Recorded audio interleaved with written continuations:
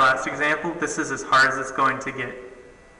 We know we travel 100 feet in about 2.8 seconds. So I have 100 feet over 2.8 seconds. And I want to know the velocity of the car in miles per hour. So I'm going from feet per second, and I want to end up with miles per hour. And remember, per just means division, so I want miles over hours. So I somehow need to get rid of feet and seconds and end up with miles and hours. And the way I'm going to do that is dimensional analysis. And I usually just focus on the numerator first. I want to go from feet to miles.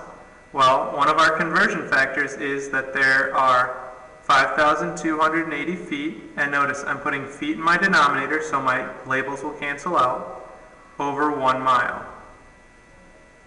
So now my feet are gone, and I'm left with the miles, which is what I wanted to end up with in my numerator. So now my numerator is good. So now I'm going to start focusing on my denominator. How can I go from seconds to hours? Well, I don't know how many seconds are in an hour, but I do know there are 60 seconds in 1 minute.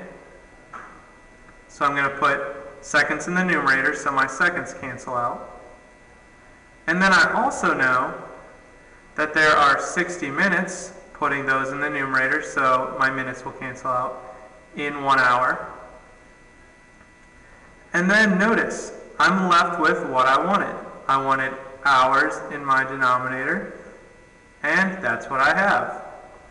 Everything else is canceled out except for miles in the numerator, hours in the denominator. Once I see that, I'm good to go, and I can just multiply. When I multiply the numerators together, I get 360,000. And then when I multiply my denominators together, I get 14,784. And 360,000 miles and 14,784 hours. I don't know about you, but I'm not smart enough to understand if that's fast or slow. So let's convert it and just get it as a decimal. And when I do this, I get 24.4 miles for every 1 hour.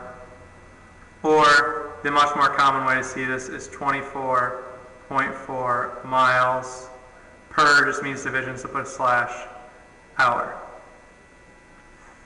So hopefully not too confusing. Remember, all you're trying to do is eventually end up with the units that you want at the end of the problem. And the way you get that is to use dimensional analysis to cancel out the units that you don't want. That's all there is for this lesson. It's all about dimensional analysis. As always, let me know if you have any questions.